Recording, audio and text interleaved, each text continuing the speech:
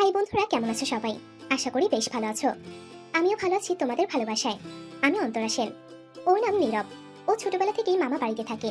ও যখন ক্লাস 10-এ পড়ে তখন আমার সাথে ওর মামা সাগরের বিয়ে হলো। আমি দেখতে মোটামুটি সুন্দর আর শরীর স্বাস্থ্য বেশ ভালো। গায়ের রং ফর্সা, উচ্চতা 5 ফুট 3 ইঞ্চি। আমার বিয়ের কিছুদিন পর থেকে নীরব লুকিয়ে লুকিয়ে আমাকে দেখতে শুরু করলো। বাড়িতে ঘোরাঘুরি করার সময় হঠাৎ যখন কোনো কারণে আমার শাড়ি সরে যেত, তখনই ওর মহারাজ নিজের রূপ ধারণ করে নিত। ব্যায়াম করে পেটের হালকা মেদ ছড়ানোর জন্য আমাকে আরো বেশি আকর্ষণীয় লাগতো। আমি যখন স্নান করে বা কোথাও থেকে এসে বাড়ির পোশাক পরবো, তখন ও লুকিয়ে লুকিয়ে আমাকে দেখতো। তখন অবশ্য আমাদের পাকা বাড়ি হয়নি, সেই জন্য জানালার ফুটো দিয়ে দেখতে পেত। যখন ইচ্ছা হতো তখনই আমার সাথে খেলতো ওর মামা, কিন্তু তখন কখনোই সাহস করে ওকে মেরে দেখতে পেত না ভয়ে। কোনো কোনো দিন ও আমার খেলার সময়ের কথা শুনতে পেত। প্রায় দিন সে আমার বাগানের ডাব দুটো দেখতে পেত। আসলে আমার ডাবগুলো দেখতে অনেক সুন্দর লাগতো, সেটা বলে বোঝাতে পারবো না বন্ধুরা। আমার যেদিন তারা না থাকতো সেদিন আমি ফ্রেশ হয়ে তারপর চেঞ্জ করতাম। সেই দিনগুলোতে ভাগিনা স্পষ্ট সবকিছু দেখতে পেত। এইভাবে আমার দর্শন করতে করতে প্রায় 1 বছর পার হয়ে গেল। এর মধ্যে আমার পেট বেঁধে গেল, কিন্তু কিছুদিন পর একটা সমস্যা হওয়ার কারণে আমার বাচ্চা নষ্ট হয়ে যায়। ভবিষ্যতে আমি কোনোদিন মা হতে পারবো কিনা সেই বিষয়ে ডাক্তাররা কোনো গ্যারান্টি দিতে পারেনি। এই 2 বছরে আমাদের সংসারের অবস্থার অনেক উন্নতি হয়েছে। আমরা বড় বাড়ি করেছি, গাড়ি কিনেছি, আরো টাকা পয়সা জমিয়েছি। হঠাৎ করে টাকা পয়সা গাড়ি বাড়ি এত কিছু পেয়ে আমার বরের পা মাটিতে পড়ে না। টাকার গরমে আমার বর সাগরের মনে অনেক অহংকার জমে গেল। শ্বশুর শাশুড়িকে দাম দেয় না, আর আমার কোনো কথাই শোনে না। সবসময় সংসারে অশান্তি ঝামেলা লেগে আছে। আমার ছেলেপুলে হচ্ছে না, তার উপর এত অশান্তি ঝামেলার জন্য আমার বর আস্তে আস্তে মদ খাওয়া শুরু করলো, যার জন্য সংসারে অশান্তি আরো বেড়ে গেল। ওদিকে ভাগিনা নীরব এত বড় লোক না। আমি নীরবদের নিজেদের বাড়ির কথা বলছি, যার জন্য আমার বর এখন নীরবদের সাথে ঠিক করে কথা বলে না। নীরব যেন এখন তার মামার সাথে কথা বলার যোগ্যই না। মাঝে মাঝে নীরবের প্রচন্ড রাগ হয়। ও মনে হয় নিজেদের বাড়িতে চলে যাবে, কিন্তু অনেক অসুবিধার জন্য যেতে পারছে না বাড়িতে। একদিন দাদু দিদা বেড়াতে গেছে বাড়িতে, আমি আর নীরব একা ছিলাম। রাত 10টার দিকে আমি নীরবকে রাগ আর বিরক্তি মেশানো গলায় ভাত খেতে বললাম। ওর মামা দুপুরবেলায় খেয়ে বেরিয়েছেন, এখনো বাড়ি আসেনি। হয়তো বন্ধুদের সাথে পার্টি করছে। রাতে বাড়িতে আসবে কিনা তার কোনো গ্যারান্টি নেই। ঠিক এসে দেখলো নীরব। আমি বসে থাকতে পারছি না, আমার খুব কষ্ট হচ্ছে। নীরব আস্তে আস্তে জিজ্ঞাসা করলো, কি হয়েছে মামি? আমি রাগের স্বরে বললাম, কিছু না, চুপচাপ খা। ও ধমক শুনে চুপ করে খেতে লাগলো। আমি আর মামাকে গালাগালি দিতে থাকলাম। সেই সাথে বললাম, আমি জ্বরে উঠতে পারছি না, অথচ নবাবের বেটা কোথায় পড়ে পড়ে মদ খেয়ে বেড়াচ্ছে। নীরব বুঝতে পারলো আমার গায়ে প্রচন্ড জ্বর। খাওয়া হয়ে গেলে নীরব আমাকে বলল, মামি তুমি শুয়ে থাকো, আমি ওষুধ নিয়ে আসছি। আমাদের বাড়ি থেকে ওষুধের দোকান বেশি দূরে না। আমি বললাম, না ঔষধ লাগবে না, তোকে কোথাও যেতে হবে না। ও বলল, না মামি তুমি শুতে যাও, আমি এক্ষুনি ঔষধ নিয়ে আসছি। আমি আবার একটু রেগে বললাম, ঔষধ আনতে হবে না। নীরব কোনো কথা না শুনে দৌড়ে গিয়ে ঔষধ নিয়ে আসলো। ওষুধ নিয়ে আমার ঘরে গিয়ে বলল, এই ওষুধগুলো খেয়ে নাও। আমি এবার একটু নরম সুরে বললাম, তোকে তো বললাম আনতে হবে না, তাও এনেছিস যখন তখন খাই। এই বলে আমি ওষুধ নিয়ে খেয়ে নিলাম। নীরব আমাকে বলল, দরজা খোলা রেখো মামি, রাতে এসে দেখে যাবো জ্বর কমলো কিনা। আমি কোনো কথা বললাম না। নীরব আমার ঘর থেকে চলে গেল। 1 ঘন্টা পর আমি চোখ বুজে শুয়ে আছি, তবে আমি ঘুমাচ্ছি নাকি জেগে আছি তা বুঝতে পারলাম না। হঠাৎ কে যেন আমার কপালে হাত রাখলো। সঙ্গে সঙ্গে আমি থরমর করে উঠে বসলাম আর বললাম, তুই? নীরব জিজ্ঞাসা করলো, তোমার জ্বর কমেছে? আমি বললাম, হ্যাঁ কমেছে, এবার গিয়ে শুয়ে পড়। আর কথা শুনে নীরব ঘরে গিয়ে শুয়ে পড়লো। রাত 2টার দিকে ওর ঘুম ভেঙে গেল। ঘর থেকে বাইরে এসে দেখলো আমার ঘরে আলো জ্বলছে। দরজার ভেতর থেকে দেয়া নেই, যার জন্য আলোটা বাইরে আসছে। ও বুঝলো মামা বাড়িতে আসেনি, বাড়িতে আসলে দরজা বন্ধ থাকতো। সেইবার দরজা খুলে ঘরের ভেতরে ঢুকলো। আমি আবার জ্বরে কাতরাচ্ছি। ও আবার আমার কপালে হাত দিয়ে দেখলো জ্বরে আমার সারা শরীর পুড়ে যাচ্ছে। নীরব একটা বালতিতে জল নিয়ে গামছা ভিজিয়ে আমার মাথায় জলপট্টি দিতে লাগলো। প্রায় 1 ঘন্টা জলপট্টি দিল। তারপর আমার জ্বর কমতে শুরু করলো। আমি আস্তে আস্তে চোখ খুলে ওর দিকে তাকালাম। ও জিজ্ঞাসা করলো, জ্বর কমেছে মামি? আমি আস্তে বললাম, হ্যাঁ অনেকটাই কমেছে, কিন্তু তুই এখনো ঘুমাসনি কেন? এইভাবে সারা রাত জেগে মাথায় জলপট্টি দিতে কে বলেছে? নীরব বলল, কেউ বলেনি মামি, আমি তো ঘুমিয়েছিলাম। হঠাৎ করে ঘুম ভেঙে গেল। তারপর দেখি তোমার ঘরের দরজা খোলা। ঘরে ঢুকে দেখি তুমি জ্বরে কাতরাচ্ছ। কি করবো বুঝতে না পেরে তাই জলপট্টি দিতে লাগলাম। আমি বললাম, রাত জেগে আমার জন্য অনেক খাটাখাটনি করেছিস, যা এবার ঘুমিয়ে পড়। নীরব চুপচাপ ঘরে গিয়ে শুয়ে পড়লো।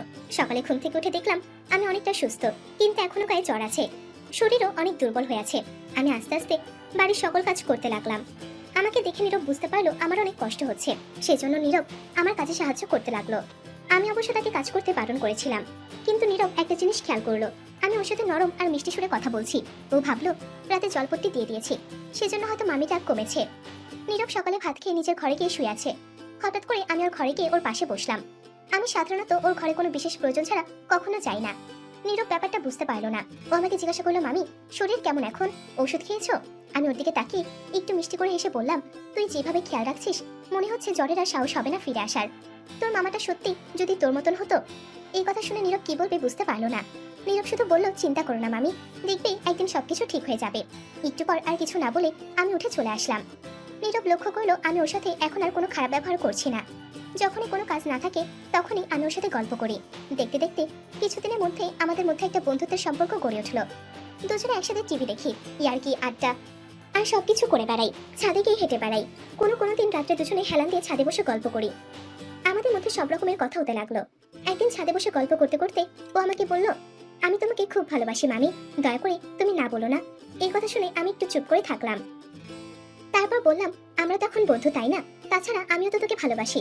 নীরব বলল, জানি আমরা দুজন বন্ধু, এটাও জানি তুমি আমাকে ভালোবাসো, কিন্তু আমি তোমাকে আমার গার্লফ্রেন্ড হিসেবে চাই। প্লিজ না বলো না মামি, প্লিজ। এইভাবে এক প্রকার অনুনয় করতে লাগলো। আমি বললাম, আচ্ছা ঠিক আছে, আমি তোর গার্লফ্রেন্ড। নীরব বলল, তাহলে আমি তোমার কি হই? আমি বললাম, তাহলে তুমি আমার বয়ফ্রেন্ড হয়েছে এবার? আচ্ছা মামি, গার্লফ্রেন্ড বয়ফ্রেন্ড কি করে জানো তুমি? আমি বললাম, না জানি না। তুই কিন্তু খুব পেকে গেছিস নীরব।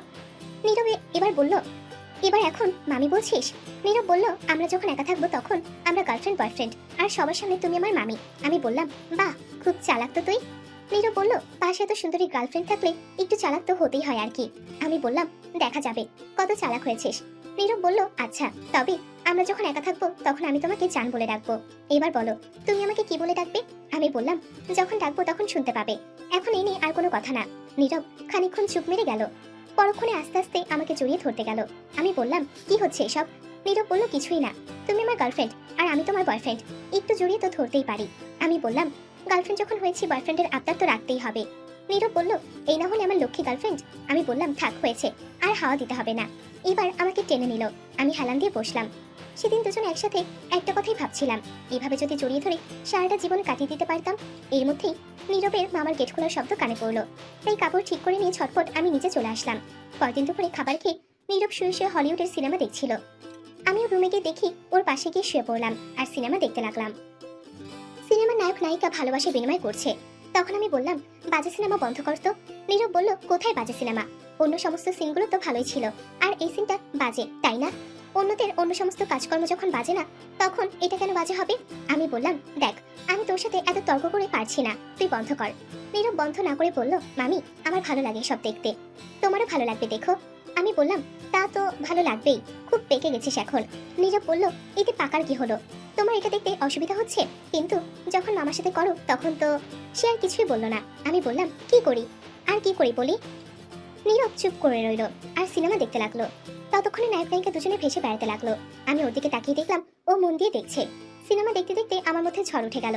ঘন ঘন নিঃশ্বাস নিতে লাগলাম। নীরব একবার আমার দিকে তাকিয়ে সেটা বুঝতে পারলো যে আমার উঠে গেছে। এবার নীরব আমাকে নিজের দিকে টেনে নিল। আমিও ভদ্র মেয়ের মতো ওর বুকে মাথা দিলাম। এরপর আমি বললাম, ছাড়, কেউ চলে আসবে। কিন্তু তাকে ছাড়ানো যাচ্ছিল না। আমিও তাকে আর ছাড়ানোর চেষ্টা করলাম না।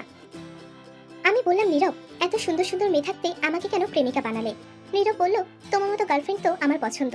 আমি বললাম, আমার মধ্যে কি এমন দেখলে যে আমার মতন মেয়ে তোর পছন্দ? নীরব বলল, তুমি এত সুন্দর যে অন্য মেয়ের তুলনা হয় না। আমি বললাম, তুই কিন্তু খুব অসভ্য হয়ে গেছিস। নীরব বলল, আমি আবার কি করলাম? আমি বললাম, এগুলো কি করছিস? নীরব বলল, শুধু মামি টামির পানিগুলো একটু খেতে চাচ্ছি।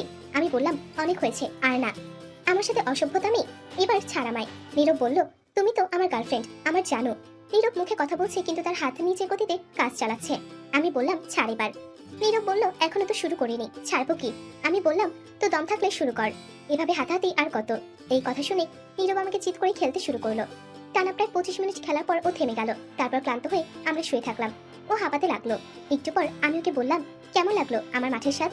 নীরব বলল, ওহ মামি, কি যে শান্তি, তোমাকে আমি সবসময় কাছে পেতে চাই। একটু ন্যাকামি করে বললাম, ওরে আমার নাগর রে, এবার ছাড়, সন্ধ্যা হয়ে গেছে, কাজ করতে হবে। নীরব বলল, না মামি, আরেকটু থাকো না। আমি বললাম, এত সময় থাকলাম, এবার যেতে হবে, বাড়ির কাজ করতে হবে, সন্ধে হয়ে আসছে। নীরব বলল, ঠিক আছে তাহলে যাও। আমি তার কপালে একটা স্নেহের আদর দিয়ে চলে গেলাম। পরদিন সকালে ঘুম থেকে উঠে নীরব দেখলো আমি রান্নাঘরে রান্না করছি। আজ নীরবের ঘুম থেকে উঠতে দেরি হয়ে গেল। হঠাৎ নীরব রান্নাঘরে ঢুকে আমাকে জড়িয়ে ধরলো। ঘটনাটা এত তাড়াতাড়ি ঘটে গেল আমি বুঝতেই পারলাম না। আমি আমি বললাম সকাল সকাল কি শুরু করে দিয়েছিস, আমার অনেক কাজ বাকি আছে। নীরব বলল, মামি তোমাকে দেখলেই আমার মন প্রাণ উতলা হয়ে ওঠে, শুধু মনে হয় কখন তোমাকে পাশে পাবো, কখন মধু খেতে পারবো। আমি বললাম আচ্ছা দেখা যাবে, তোর কত দাম। নীরব বলল, তাহলে এখন হয়ে যাক এক রাউন্ড। আমি বললাম তো এটা যেন মামা বাড়ির আবদার, চাইলেই পেয়ে যাবি। নীরব বলল, হ্যাঁ এটা তো মামা বাড়িরই।